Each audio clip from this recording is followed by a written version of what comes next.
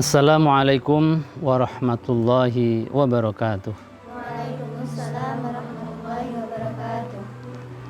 Alhamdulillahi rabbil alamin. Wal aqibatu lil muttaqin. Wala udwana illa 'alal zalimin. Wassalatu wassalamu ala asyrafil anbiya'i wa imamil mursalin. Sayyidina wa habibina wa syafi'ina wa maulana Muhammadin wa ala alihi wa ashabihi wa man tabi'ahum bi ihsanin ila yaumiddin. La haula wa la quwata illa billahil aliyyil azim. Amma ba'd. Kaum muslimin muslimat, pemirsa Cahaya TV yang dirahmati Allah, dan anak-anakku siswi MA dan SMK As-Salamah Pati yang saya banggakan.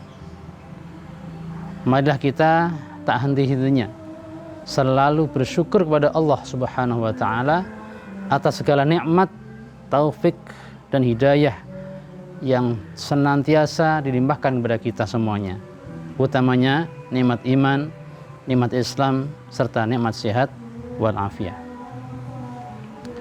Pada kesempatan kali ini kita akan melanjutkan kajian yang kemarin, yaitu tentang bahayanya ifku. Tentang definisi ifku kemarin sudah saya sampaikan, yakni membuat berita bohong tentang perselingkuhan orang lain.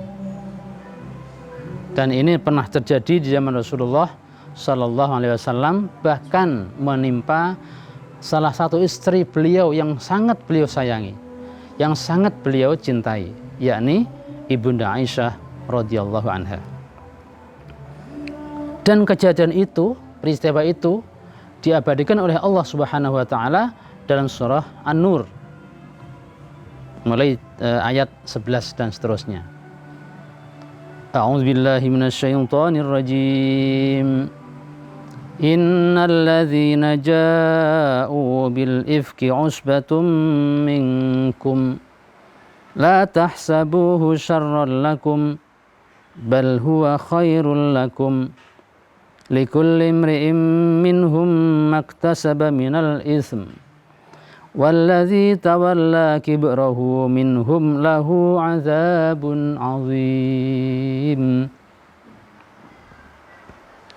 Innal ladzina ja'u bil ifki usbatum minkum. Sesungguhnya orang-orang yang membawa berita bohong itu adalah dari golongan kalian, yakni golongan orang mukmin juga.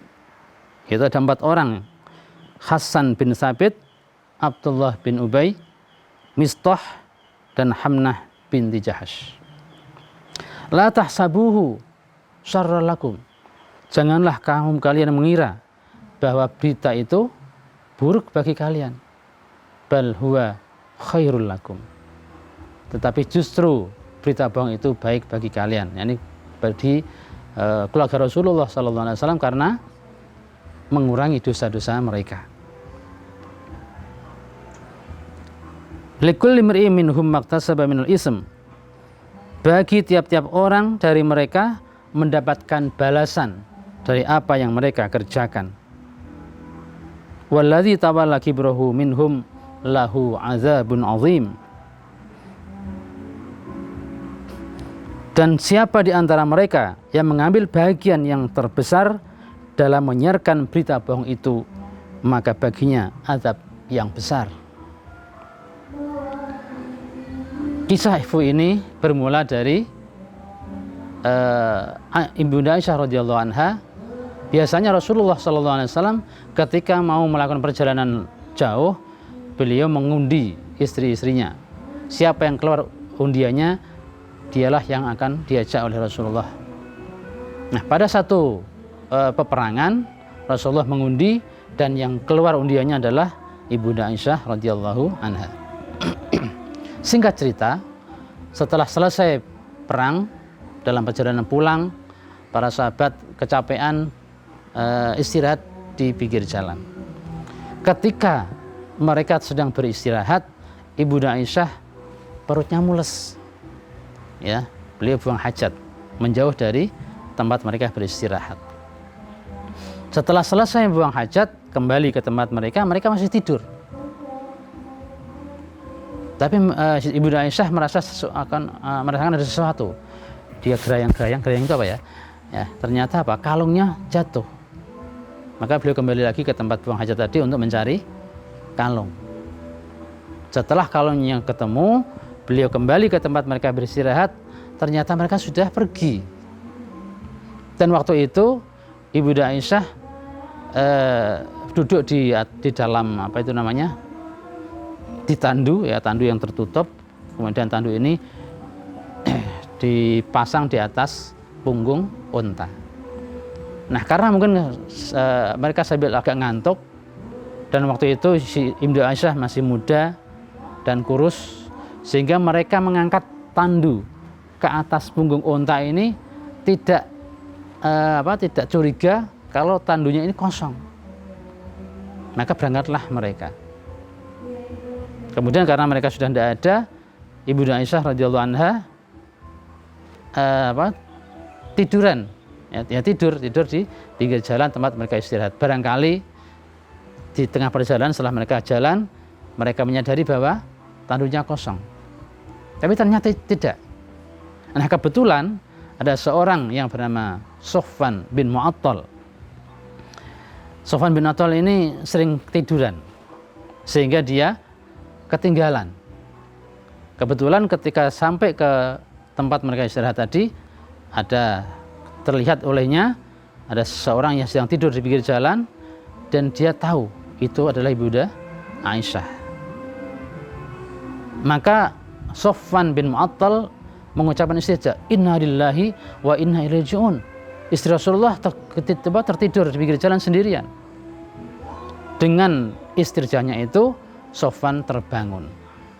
Ibu Aisyah terbangun. Tanpa bicara, tanpa sentuhan, Ibu Aisyah dipersilakan naik ke atas untanya Sofwan. Dan Sofwan bin Mu'attal menuntun unta.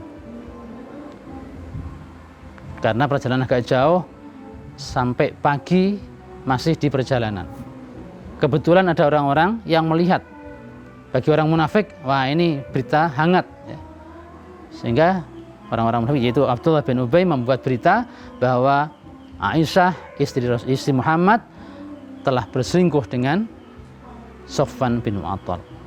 Berita ini sebar kemana-mana. Termasuk salah satu, ada 3 orang yang tadi yang ikut menyebarkannya, yaitu Hasan bin Sabit, Mistah, dan Hamnah binti Jahash. Mistah ini adalah ponakannya Abu Bakar Siddiq. Ibu Aisyah putrinya Abu Bakar Siddiq. Sehingga Abu Bakar Siddiq waktu itu bersumpah tidak akan mau memberi bantuan lagi pada Mistah. Padahal Mistah ini adalah orang miskin yang selama ini kebutuhannya dibantu oleh Abu Bakar. Tapi dia tega-teganya ikut menyiarkan tentang berita perselingkuhan Ibu Aisyah. Sehingga Abu Bakar bersumpah tidak akan mau membantu lagi.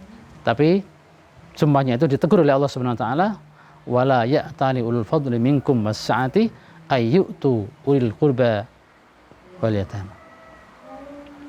Janganlah orang yang punya keluasan rezeki bersumpah untuk tidak membantu lagi kerabatnya, yaitu Mustah tadi.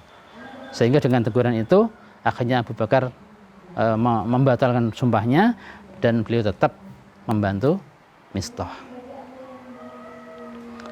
Nah, berita itu sampai juga ke telinga Rasulullah SAW, sehingga perlakuan Rasulullah yang biasanya mesra, ya, biasanya banyak bercanda dengan Ibu Aisyah, waktu itu Rasulullah tidak. Kalau masuk ke kamar Siti Aisyah hanya assalamualaikum, bagaimana kabarnya? Alhamdulillah baik. Kemudian pergi lagi. Sehingga Siti Aisyah bertanya-tanya, kenapa ini? Ada apa Rasulullah kok nggak seperti biasanya?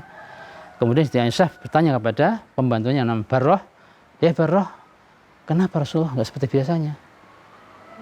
Kemudian Barrah menjelaskan, ya Ibunda, apakah Ibunda nggak tahu? Ada apa? Di luar ramai, luar biasa. Ya, ada berita bahwa ibunda Aisyah berselingkuh dengan Sofwan bin Mu'attal. Sejak mendengar berita itu, ibunda Aisyah nangis siang malam, tidak kersodahar, tidak bisa tidur sampai beberapa hari. Dan akhirnya Allah Subhanahu wa taala menurunkan ayat tadi yang saya baca, surah An-Nur ayat 11 sampai ayat 18, yang intinya bahwa berita yang selama ini disebarkan oleh orang-orang munafik adalah berita yang bohong. Dan sebenarnya Aisyah tidak berselingkuh dengan Sofwan bin Mu'attal. Kaum muslimin muslimat pemirsa Cahaya TV yang dirahmati Allah, kalau seorang mulia istri Nabi aja pernah mendapatkan gosip, ya, pernah difitnah seperti itu, maka kalaupun kita ada yang memfitnah, kita harus bersabar. Yang penting kita tidak melakukannya. Demikian yang dapat saya sampaikan, semoga bermanfaat. Kita tutup dengan doa kafaratul majelis. Subhanakallahumma wa bihamdika asyhadu an la ilaha illa anta astaghfiruka wa atubu ilaik. Walhamdulillahi rabbil alamin. Wassalamualaikum warahmatullahi wabarakatuh.